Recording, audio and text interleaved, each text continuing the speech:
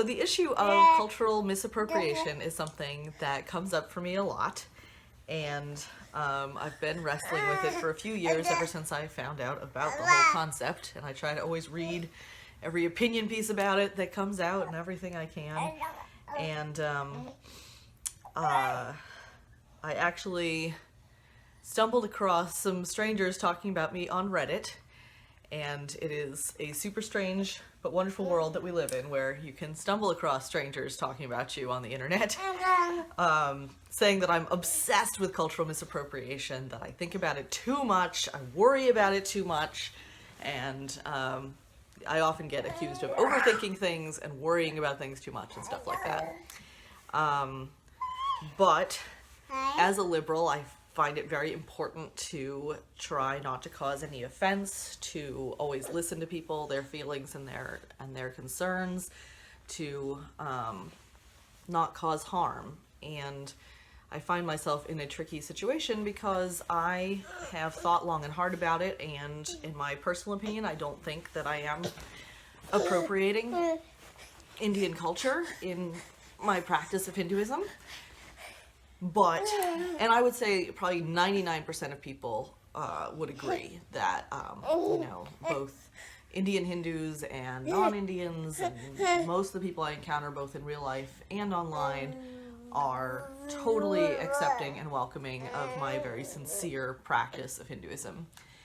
But that 1% that is offended by me, I'm very concerned by my attitude of like, well, tough. I can't please everyone. Like, I'm just gonna keep doing what I'm doing because I don't want anybody to be offended and hurt, and it feels wrong to just say like, oh well, you're just gonna have to suck it up. So I know it can drive one absolutely batty trying to make everyone happy and not cause offense to anyone. I don't know if I can do that being in the public sphere. So I have brought in my cultural misappropriation expert, my husband, Brad. Though he is a white male. He went to Antioch College, where they produce all of the warriors for social justice. All of them. So yeah, he learned about this concept much sooner than I did, and he and some of my friends on the blog, like my friend Andrea, has been teaching me about this concept. So I wanted to see what he thought about my practice of Hinduism, my connection to Indian culture, and whether I'm culturally misappropriating. Okay, so first off, I want the internet to know that I did not know when we started this video a couple minutes ago that I would be called as an expert on cultural misappropriation, and I'm not sure I would have agreed to this video if I had known that was what was going to happen, because I don't feel like I'm an expert. So when I was thinking about how I was going to introduce my experience with cultural misappropriation, I was going to talk about how I did go to Antioch College, which served as a safe space for me to explore difficult concepts like cultural misappropriation. And when I say safe space, I don't mean that no one was going to call me out. People called me out on cultural misappropriation for my adoption of Buddhism and my practice of Taoist practice. But how it was a safe space was I had a community around me who were willing to help me in my own growth and understanding of my beliefs, and to really test whether they were sincere or whether they were caused by exotification. So I've thought is like the real key. Yeah, I've thought a lot about it, and I think sincerity is the true key. But when I think about cultural misappropriation in Amba, it gets kind of weird because, with me, I was raised Christian, and I went through a conversion, and I've lent a lot of thought to what was the cause for my dissatisfaction with my tradition, and why I feel more gratified by Buddhism and Taoism, why that needs to be a part of my life. But with Amba, she was really born into Hinduism. It was just Hinduism with a cultural veneer. And the people who created SES really were misappropriating culture. But Amba grew up in a household in which Sanskrit was studied, and the Vedas and the Mahabharata were read and taught, and she grew up with these stories, and she really grew up with Hinduism as her religion, even if that was not the name that was given to what her religion was. And those people would call themselves Advaitin. Yeah. Which I go, hey, that's a branch of Hinduism. You are Hindu. And it makes me think, too, about Garrick, who will be raised totally Hindu. Like, what happens when he grows up? Will people say to him, well, you can't be Hindu because he's whiter than I am? But, it's true. But he will have been born and raised completely Hindu, so... I think... I don't want to talk about myself as, like, a special case because I'm in such an unusual position.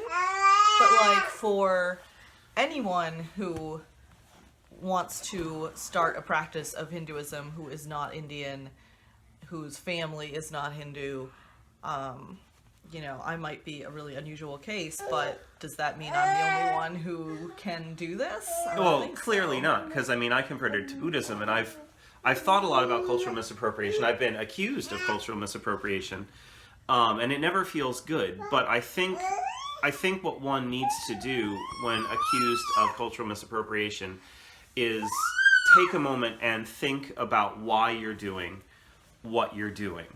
I think if it comes from a place of sincerity and humility and appreciation, then you're good. You need to constantly, or maybe not constantly, but occasionally recheck to make sure that you're not coming from a place of disrespect or exotification.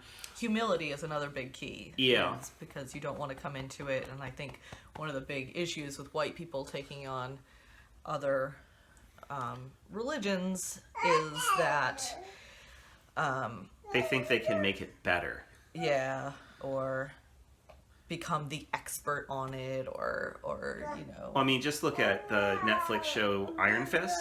Like, that's a white guy who is the savior to a bunch of kung fu practitioners from a mystical place.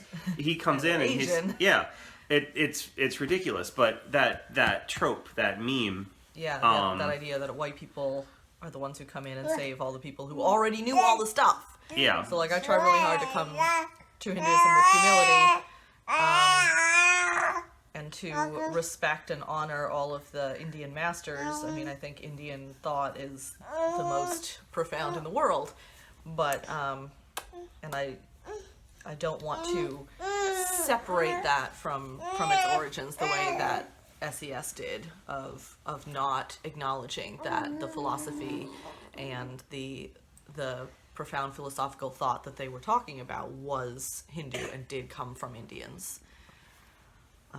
It's also tricky. Hinduism is tough because it's very hard to tease apart where the culture and the religion are separated. Yeah. Because they're so entwined. Well, I think that's true of any religion that is not based on proselytization. Because proselytizing religions try to separate culture and religion so they can bring other groups into their... bring as many people as possible into that religion. Whereas with Hinduism or Shintoism or Taoism, there's not a real clear boundary between what's religion, what's philosophy, and what's culture. Yeah. And I'm sure we could get that with Celtic Druids, too, if there were many Celtic Druids They're left. growing. They are. They're making a resurgence. It's true.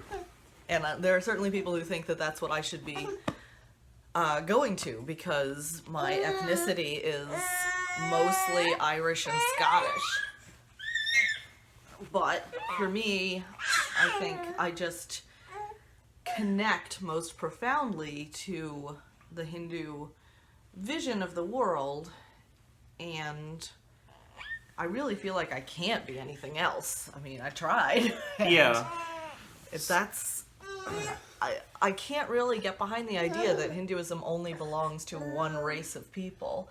It's Sanatana Dharma. It's the eternal way. It's the eternal truth. I mean, it can be understood by, I feel like the profound Indian philosophers tapped into the universal consciousness to pull out this method of gaining enlightenment.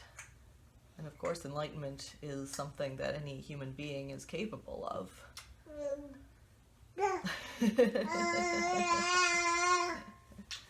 Do you have opinions, Garrick Ravi? Do you have thoughts on this subject? Yeah. So, like, there isn't really an answer to it. Basically, I want people to know that it is something that I think about, and I try to be respectful with, and even though I am going to continue to be Hindu, I refuse to sit out a lifetime and hope to be born Indian next time. Like, I gotta work on my soul now, and Hinduism is the way to do that. So, I am truly, genuinely sorry for those who find offense in my practice of my religion, but I'm not going to change it. I would go with, I'm truly sorry for those people who take offense at my religion, and I'm not going to change it. A subtle distinction. Indeed. Yeah.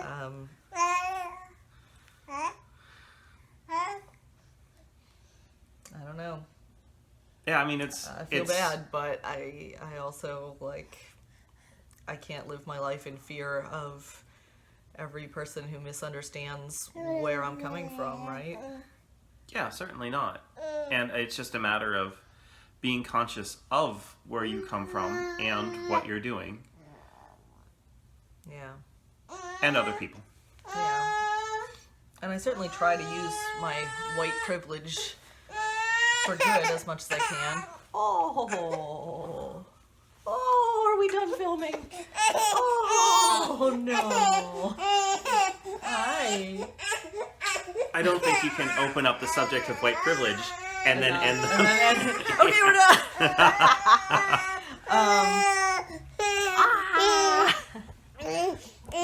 Just in terms of, like, I subscribe to the campaign Dark is Beautiful, and I try to support them however I can, and really, people I think misunderstand a lot when I call myself the white Hindu, as though that's like a judgment call, saying white Hindu is better than other kind of Hindu, which is just crazy. It's not the case at all. Oh, so I really want to.